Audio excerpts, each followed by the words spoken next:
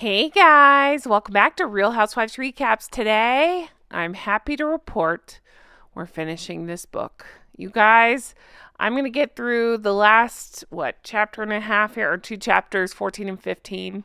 We're going to finish up, and I'm going to give my final thoughts on this drivel. Spoiler alert. It continues to be abysmal. If you watch Friends, you'll know why I'm laughing. Joey thought abysmal meant something good, so... Anyway, we'll get into all that. Again, thank you guys for sticking with me through this. Thank you for being here. Honk, honk, everybody. I'm Jen. I appreciate you all so much. All right. So let's jump right in. We finish up chapter 13. This is, again, where they talk so poorly about... they were talking about Catherine, Princess of Wales. They go into Charles again. And then when I picked up this chapter, was finishing this chapter, then they go after Thomas Markle again. Interesting that Meghan clearly can't stand Catherine, Princess of Wales, and obviously has a problem with her father, Thomas Markle Sr., and yet takes aim at both in Omid's book. But Omid didn't work with Meghan. Weird, right? All right, so page 334, they talk about the letter. I'm not going back through all this crap. They paint Meghan as the victim in all this. It's her victory in the court case, and everyone was just trying to damage Meghan's reputation. Omid can't explain why and can't make sense of it, but he just says these things, and I say, what reputation are we talking about? He doesn't even... He doesn't go into what we all saw, which was Meghan clearly intended for that letter to leak. That's why she wrote it in that stupid swirly script that I will not call calligraphy because it's not calligraphy. Again, no matter how many times they say it, it's not true. And then signed it Meghan Markle, but says she didn't intend it to leak. You know, you sign your first and last name when you write a letter for your dad. Yeah, okay. We see you, Meghan. More allegations of the against the royals and Charles keeping tabloids on his side. Again, no explanation as to why or how, just accusations as such. That I'm pointing my fingers at Harry for, because that's Harry's MO, is to blame the media for everything, even though Omid is one of these supposed media personnel. Still, let's blame them for everything. And when asked about, well, why do you feel that way, Harry just gives some nonchalant answer like, I don't know, it's just a feeling I have. Okay. It's kind of where we're at with this whole book. Let's go into chapter 14, Decay of Years. There's not much to say here. This was, again, it felt like Omid was doing this thing where it's like, okay, let's wrap up this book, but let's slam the monarchy harder to try. It really is like he came up with the name of this book first, Endgame, and then he wrote a book to try to suit that name or try to go with that name, all with an agenda in mind, and really viciously, but with nothing to back it up. It's all one-sided. It's all horrendous comments about, trying to damage the monarchy, the royal family. And yet, again, nothing to back it up. Just these wild statements that we're all just supposed to believe. Okay. But this chapter, again, was just to serve as a backup to the name Endgame. So it's like he calls this, the subheading of this chapter is the fading glory of the crown. Says who? I'm not even kidding. On page 354, he describes this part as the monarchy is slimmed down. Ready for this? He literally says Meghan and Harry have already fled to real life. Okay, what are the rest of them doing? Is Meghan and Harry, are they the only ones living in real life? Then he says, by the looks of it, they, meaning Harry and Meghan, they aren't hurting for money or status. I'd say by the looks of it, you have misread the situation once again, Omid, and they are hurting for exactly those things. Why else would we get these wild stories every other day about they're moving to LA, we're selling the Montecito home, and then even calling into question if they ever own the home? I honestly can't care about that, but come on, they're hemorrhaging money. Like we all can see it. The only one that can't see it is Omid. His head's so far up his rear end he can't see anything. All right. Let's move on to the final chapter. Endgame. Thank God. Last chapter. They go into coronation. And I want to remind everybody, Omid didn't even plan to have this part of the book. He says himself that he's added on this coronation stuff. So how is this book supposed to end? Again, I guess going with bashing the monarchy in effort to make his title that he picked out work out. I'm not sure. Don't ask too many questions. It won't make any sense.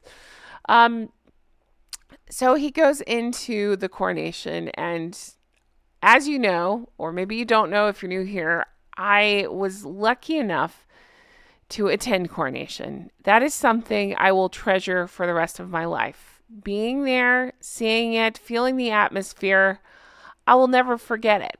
I will just always take it with me. I got waved to by formerly Prince, now King Charles, and by Princess Anne. And if you know me at all, you know I have a special place in my heart for Princess Anne, as well as Catherine, Princess of Wales.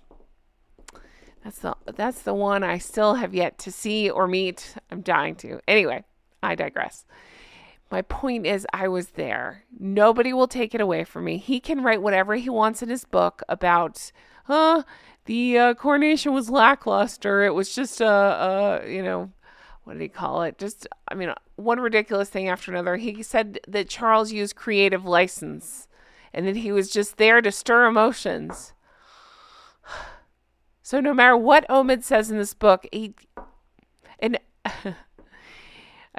we can't count on this dude for anything. He can't tell the truth. He doesn't know what the truth is anymore. Anyway, he's accusing Charles of using creative license and then accuses him of enduring the event rather than basking in it. And yet, had Charles been there, smiling from ear to ear, basking in it, then Omid would have accused him of, look at him basking in this wasteful, whatever Omid's saying, right? He cannot keep his story straight. He can't decide why he's mad. It changes all the time. But anyway, he's accusing Charles of being too sulky. But I'm sorry, again, could that maybe if, again, Omid took his head out of his ass, he might realize, oh, hey, the Queen passed away not terribly long before that.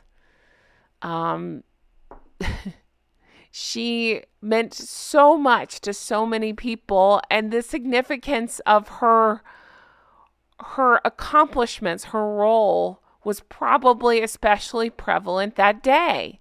So he's probably not going to skip down the aisle. It is a bit of a sad day because of the meaning behind it. But again, that's not good enough for Omid. He's got to pick at everyone for everything. Oh, except for Harry and Meghan. They can do no wrong.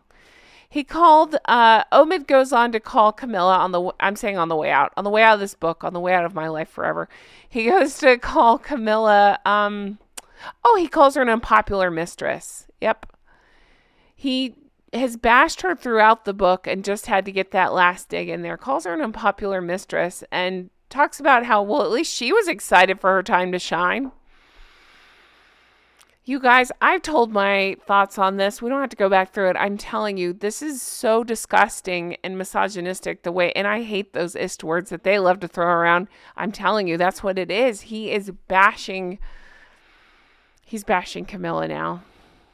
Again, on the way out. There was no need for it. He's covered Camilla. He's talked shit about her the whole time, and now he had to bash her on the way out. Then he goes into Harold of Harold and Fraud. Harry's sitting in the audience. Meghan couldn't be there. It was important for her to be back in California. Again, nothing. Let's not get bogged down with any truth that Meghan is a coward and would never face up to the people of the UK and having to bow to Catherine. I think the last time was the Queen's funeral, so I don't think she'll be there after that. All right. Anyway, Harry's sitting in the audience, And what does Omid write? I mean, you can't make this stuff up. He goes into how Harry being there was a reminder of how Charles messed up. It's not that Harry did anything. It's not that Meghan did anything. Charles messed up. How did he mess up? Doesn't explain. Just Charles messed up. Then, again, on the way out, think about this. The book is ending. It's finally over. And what does he do? He uses it to bash William and Charles. And he says Britain's in a tailspin. Again, no explanation. He just says these things and we're just supposed to believe it. All right, you guys that live in the UK, can you explain? Are you guys in a tailspin? I think the only ones in a tailspin are Harry and Meghan. Again, just can't see what's right in front of his face. And then finally, he ends it by taking shots at the monarchy, once again saying the monarchy is running out of time and meaningful words. Okay. All right. We did it. We finished this book. My relief is there, but I have a few things to say. I have some thoughts on this book as we're closing. I just have to say this. Okay, taking a deep breath. Here we go. This book has been the most one-sided, biased work of fiction I've ever had the displeasure of reading. It's full of envy. It's full of spite. And it seems to specifically be aimed at Catherine, Princess of Wales, as well as King Charles. I mean, everybody else, but especially Catherine and Charles. Any chance to make a dig, to take a swipe, to be hateful to Catherine, Princess of Wales in particular, Omid and Meghan were there to do it. The name itself, Endgame, is a hostile and negative, and it's full of accusations with little to no facts to back any of it up. There were chapters of nothing new, just the same stories rehashed again and written to make the palace the enemy and Harry and Meghan's the victims, but also the most popular. And I have a question mark by that because, again, Omid, Harry, and Meghan still can't make up their minds about that. They can't decide if they're the most popular, but they're also the victims. They like to play both. It's now being alleged that negative reviews of this book are being hidden, much like when I pointed out that was happening with IMDb and Invictus. When that Heart of Invictus came out, reviews were being stifled. Many of you pointed out that was the case with the Harry and Meghan Netflix documentary. Here we are again. But luckily, we can still see through it. And we can look beyond the lies and the wishful thinking. And that's putting it kindly throughout this book. This is sad and pathetic, even for Harry and Meghan's standards. And that's saying something because they are sad and pathetic. I'd say he's sad, she's pathetic. They attempt to rewrite everything. They accuse others of exactly what they themselves have a history of doing. Omid's sales are now on record as being laughable, which is exactly how I felt up until about this point about Harry and Meghan. After reading this book, I realized more fully the obsession Meghan has with Catherine. And it's now in print. And it was in Spare, but now it's really in print. She's shown her attempts to try to knock down Catherine, Princess of Wales, repeatedly and to stir up any controversy Meghan can. Luckily, we can see through that as well. It's only served to show what a wonderful, strong woman Catherine, the Princess of Wales, is, and what she's had to endure, and what a sick, envious troll Meghan is. Harry comes out of this really bad as well. He's whiny and continues on his "why can't I have what my brother has" tendencies. He's emotionally blackmailing, and to me, that's what he's doing. He's using his emotionally blackmailing tactics in regards to Charles, and they're on full display as well. We can fully see it. If I don't have security, then you may not see your grandkids again. Okay. All right. Does he see them now? That's a whole other can of worms. And then what's the excuse for Meghan's dad? How come he can't see them? All right. As for Omid, to you, I say good luck. Good luck with your advance, because it sounds like you're going to owe some people some money after the abysmal sales of this work of fiction. Also, good luck with the translators and the publishers, as I hope they sue. I hope they sue the pants off you. Those are my thoughts on this horrible book. And I'm going to end it there. And I can now relax, having finished this damn thing. But also, I am glad. I'm glad we read it. I'm glad we went through and called out the lies and the BS. And I'm glad it's in print for all to see. I just think, again, it so clearly points out the envy that's there. It seems to be Harry toward his father and Meghan toward Catherine, Princess of Wales. It's disgusting. It's horrible. We finish. Yippee! What shall we pop open to celebrate? Shall we pour some tea, or are we thinking something harder? I'm thinking something harder. Let's pop it open and celebrate. Geese, ganders, and goslings.